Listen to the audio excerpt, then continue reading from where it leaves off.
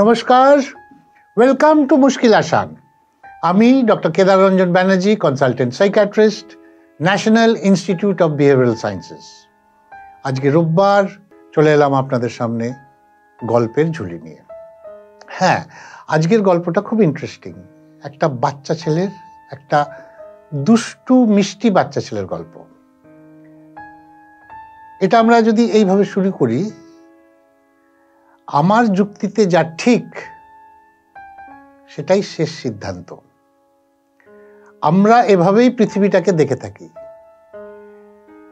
আমি ঠিক বলছি বা পরিস্থিতি দিয়ে বিচার করে আমার যুক্তি ঠিক হওয়া উচিত, এটাই নিয়ম।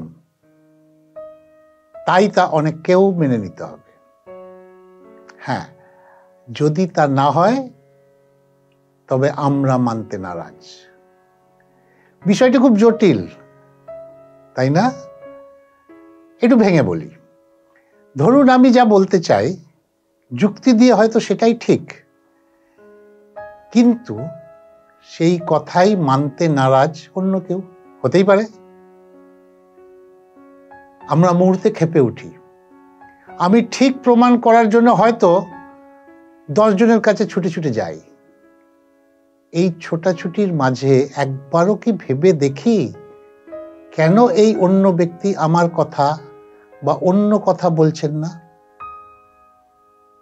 খুব সহজে অন্যের যুক্তি ধৈর্য ধরে শোনার সময়, ইচ্ছে আমাদের সব সময় থাকে না।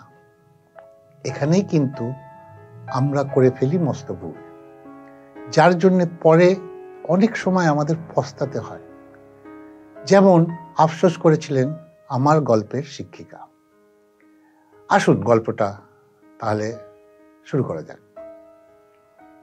ক্লাস 3 প্রাইমারি স্কুল, তার একটা ক্লাস ঘর, একটা মিষ্টি দুষ্টু বাচ্চা ছেলে, তাকে নিয়েই গল্পটা।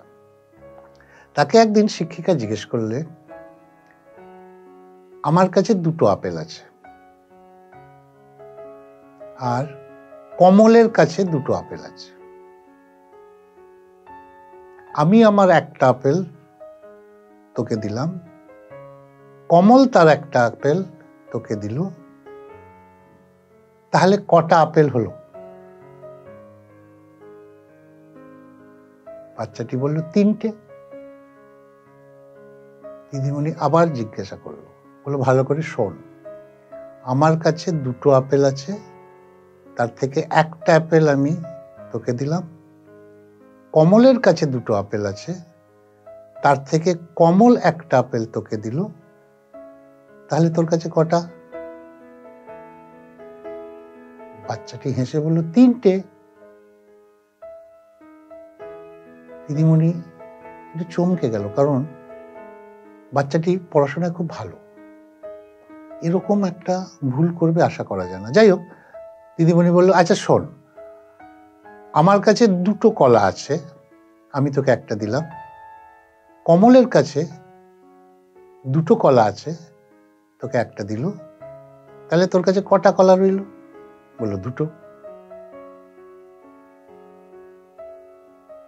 এবার দিদিমণি বলল, তাহলে আবার প্রশ্নটা করি, আমার কাছে 2টো আপেল আছে, তোকে একটা দিলাম। কমলের কাছে 2টো আপেল আছে, কমল একটা দিল তোকে, তাহলে তোর কাছে কটা? কম। উত্তর আবার এলো 3টে। এবার দিদিমণি রেগে গেল, বলে তুই ক্লাসের বাইরে গিয়ে দাঁড়া, তোকে আজকে হেডমাস্টারের কাছে নিয়ে যাব। ছেলেটি তো আকাশ থেকে পড়লো। ছেলেটি মনে মনে ভাবলো, আমি তো কিছু ভুল বলছি না,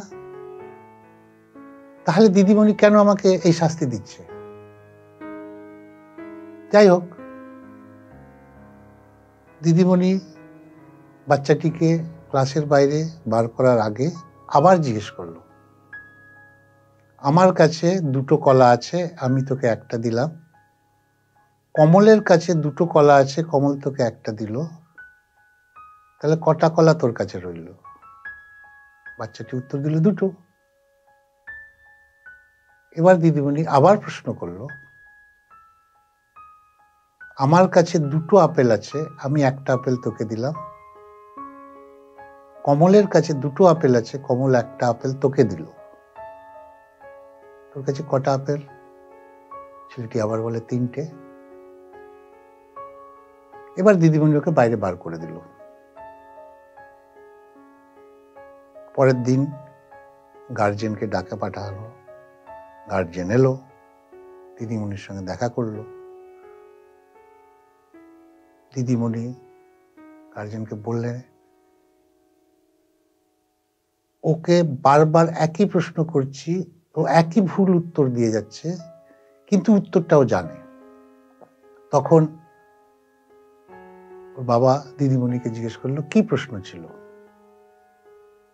ওকে জিজ্ঞেস করেছিলাম, আমার কাছে দুটো আপেল আছে, আমি তোকে একটা আপেল দিলাম। কমলের কাছে দুটো আপেল আছে, কমল তোকে একটা দিল, তাহলে তোর কাছে কটা আপেল রইল? ও বললে 3টে। আবার ওকে যে প্রশ্ন করছি যে আমার কাছে দুটো কলা আছে, আমি একটা কলা তোকে দিলাম, কমলের কাছে দুটো কলা আছে, ও একটা কলা তোকে দিল, তাহলে কটা কলা তোর কাছে রইল? ও কিন্তু ঠিক উত্তরটা দিচ্ছে, দুটো। তখন ওর মা পাশ থেকে বলল যে দিদিমণি, আমার ছেলে কিন্তু ভুল বলেনি। দিদিমণি গেল রেগে, আমার ছেলে ভুল বলেনি আপনি বলার সাহস কোথা থেকে পেলেন?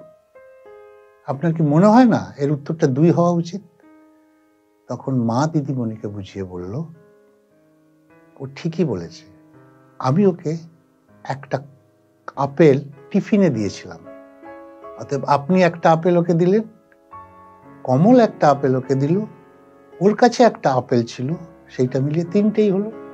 কিন্তু যখন আপনি কলা দিলেন, কমল ওকে একটা কলা দিল, তখন ওর কাছে দুটো কলাই রইল। হ্যাঁ, কি বোঝা গেল এই গল্পতে? কি বোঝা গেল? আমার গল্পে এই শিক্ষিকা যদি প্রথমেই ছেলেটাকে জিজ্ঞেস করতো, কেন বলছো, নিজের উত্তর তার ঘাড়ে চাপিয়ে দেবার চেষ্টা না করত, তাহলে হয়তো শুরুতেই খুলসা হয়ে যে সমস্যাটা মিটে যেত। ছেলেটার তার সৎ বুদ্ধির উত্তর দিয়ে গেছে, কিন্তু শিক্ষিকা ভেবে বসলেন সে অঙ্কে কাঁচা কিংবা দুষ্টুমি করছে, তড়িঘড়ি শাস্তিও দিয়ে বসলেন। আদৌ কি বাচ্চাটা তার যুক্তিতে ভুল ছিল? আপনাদের কি মনে হয়? না, ভুলটা করে থাকি আমরাই, যারা অন্যের মতামতকে গুরুত্ব দেওয়ার কথা ভুলে যাই, নিজের ক্ষত শেষ হওয়া মাত্রই সিদ্ধান্ত পৌঁছে যাই, কিন্তু তাতে সমস্যা বাড়ে, সমাধান কিন্তু হয় না। আপনি আমি এমনি অনেক ছোটখাটো ভুল করে থাকি, তাই না, যা আমাদের এভাবেই পরে আফসোস করতে বাধ্য করে। তাই সময় নিয়ে অন্যের মতামতকে গুরুত্ব দিন। আর আমি এমনি কিছু গল্প আবার হাজির হব আপনাদের কাছে পরের রবিবার, যেখানে ছোট ছোট সহজ গল্পগুলো আমাদের জীবনের বড় বড় জট ছড়িয়ে দেবে। কি তাই তো? ভালো থাকবেন। আর আমার এই গল্পটা ভালো লাগলে শেয়ার করবেন, লাইক করবেন। আর হ্যাঁ, আমাদের চ্যানেল মুশকিল আসান সাবস্ক্রাইব করতে কিন্তু ভুলবেন না। আজকে এইটুকুই থাক, আবার দেখা হবে আগামী রোববার। নমস্কার।